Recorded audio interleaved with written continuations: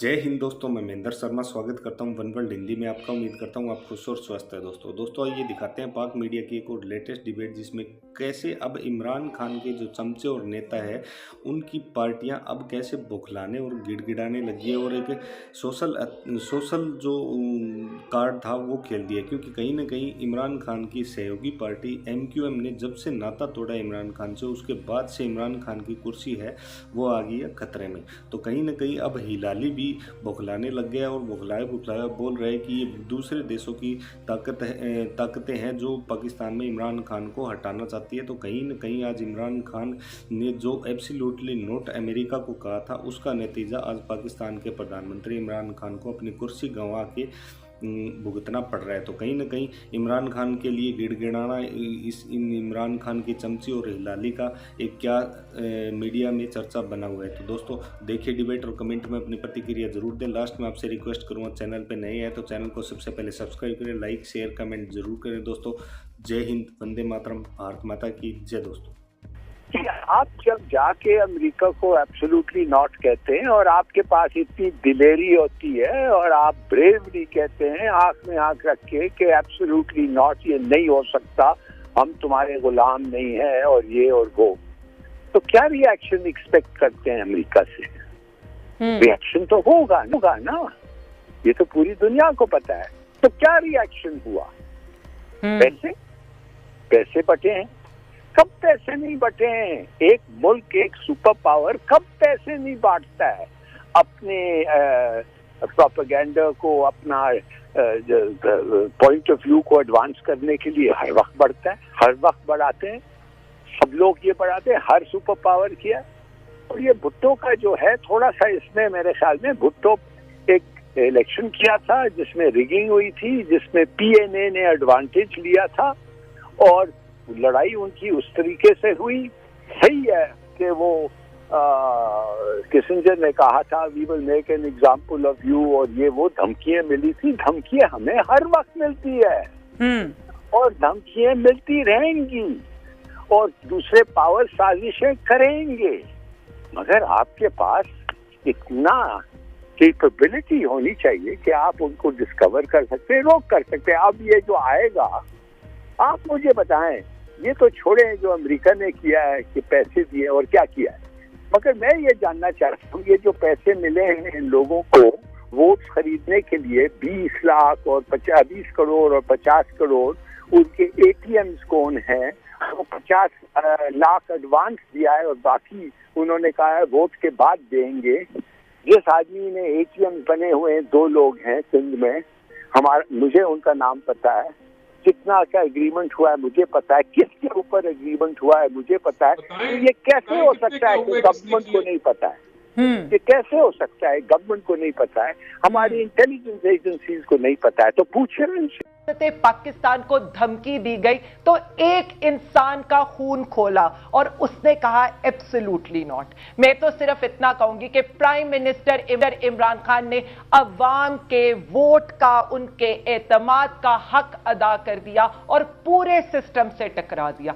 अगर इमरान खान के खिलाफ अदम एतमाद इसलिए लाई गई है कि मगरिब की गुलामी से उसने इनकार किया है, तो पूरी कौम कहती है एब्सोल्युटली नॉट। अगर उसने चोरों से मिलने से इनकार किया है तो पूरी कौम कहती है एब्सोल्युटली नॉट। अगर उसने माशी सिमत को दुरुस्त किया है तो पूरी कौम कहती है एब्सोल्युटली नॉट। अगर उस पर जाती करप्शन का केस नहीं है तो पूरी कौम कहती है एब्सोल्युटली नॉट।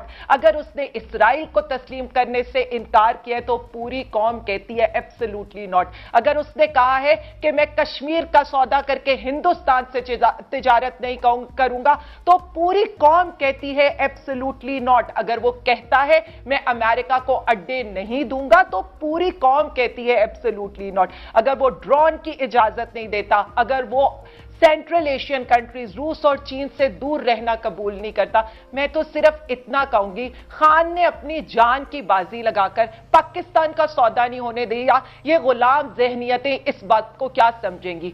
MQM को तो मैं सिर्फ 2-4 बातें याद कराना चाहूंगी। मुझे सिर्फ इतना बता दें, क्या आज उन्होंने उन लाखों महाजिरों को बेच दिया है जिन्होंने अपनी जानों के नजराने पेश किए थे? उन्होंने तो बड़ा सस्ता सौदा किया, उन्हें तो सूबा मांगना चाहिए تھا جس کی خاطر ان کے مہاجروں نے قربانی دی تھی. میں تو یہاں پر یاد کرانا چاہوں گی اپنے پیپلز پارٹی کے بھائی کو بھی سلام ہے پھر جی ڈی اے کے اس ممبر کو جس نے متروکہ سندھ کا جب یہ ایم کیو ایم نے لفظ استعمال کیا تو اس نے وہ لفظ حذف کرایا کیونکہ اس نے سندھ دھرتی سے محبت کا اظہار کیا. میں تو یہ بھی یاد کراؤں گی کہ جب حیدرآباد یونیورسٹی کی بات ہو رہی تھی تو تقریروں میں کہہ دیا گیا کہ پیر مظہر الحق پیپلز پارٹی کے انہوں نے کہا تھا کہ یہ میری لاش پر بنے گی, یعنی انہوں نے اپنے حیدرآباد کے بچوں کا بھی سودا کر دیا.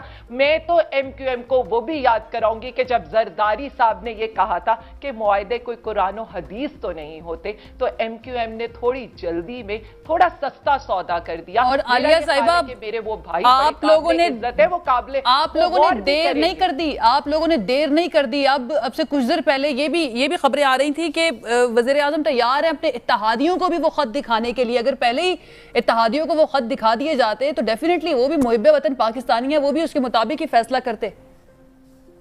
اگر 7 مارچ کو یہ خط ریسیو ہوا, جی 7 مارچ کو خط ریسیو ہوا تو اس کے لیے 27 مارچ کا انتظار کیوں کیا گیا؟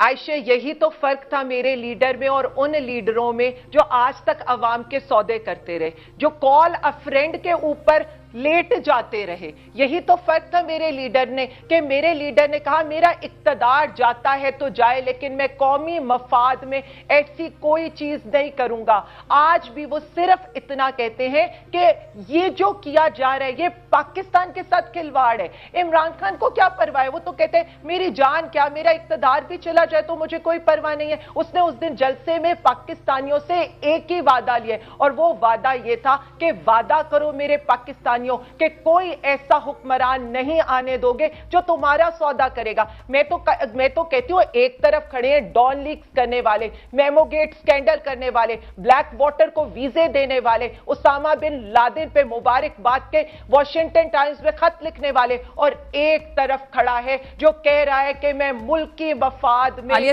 قسم کا سودا نہیں کروں گا. اگر پہلے وہ خط اس لیے سامنے نہیں لایا گیا کہ وہ ملکی مفاد کے لیے تھا تو اس وقت سامنے لانے سے یہ تاثر ملتا ہے کہ اب ان کے پاس کوئی راستہ نہیں بچا تھا اپنی حکومت کو یا اپنے آپ کو بچانے کے لیے سامنے یہ خط لانا ضروری ہو گیا تھا ان کے لیے. بالکل ایسی بات نہیں ہے.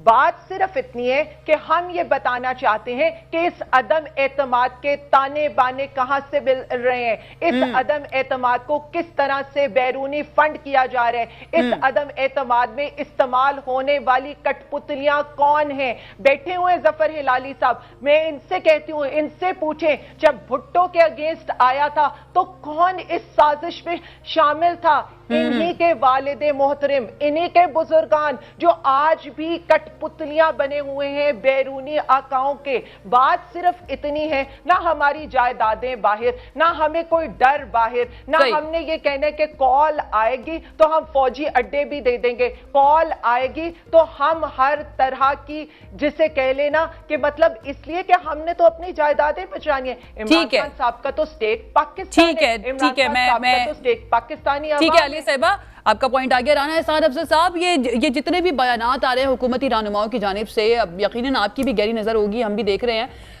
لگتا ہے ایسا ہے کہ اب ان کا زیادہ انحصار نمبر کی بجائے اس خط کے اوپر ہے. اور اب سے کچھ دیر پہلے اسپیکر اسمبلی اسد کیسر صاحب جو ہے انہوں نے بھی یہ کہہ دیا کہ اگر اپوزیشن چاہتی ہے کہ ان کے ساتھ مدرجات شیئر کیے جائیں تو ہم کرنے کے لیے تیار ہیں. اگر ایسا ہوتا ہے, اگر شیئر کیے جاتے ہیں تو ملکی مفاد کے لیے آپ کو لگتا ہے کہ فیصلہ لیا جا سکتا ہے اپوزیشن کی جانب سے اگر واقعی میں کوئی عالمی سازش ہو رہی ہے پاکستان کے خلاف یا اس حکومت کے خلاف؟ تو دیکھیں عالیہ بی بی جو ہیں وہ تقریر بہت اچھی لکھ کے لائی ہیں لیکن حقیقت اس کے بالکل برعکس ہے. دیکھیں عالمی سازش, یہ عالمی سازش نہیں تھی کہ پی ٹی آئی پورے پاکستان میں بدترین طریقے سے ضمنی الیکشن ہاری, اور یہ بھی عالمی سازش نہیں تھی کہ کے پی کے اندر لوکل باڈیز کے الیکشن یہ بدترین طریقے سے ہارے.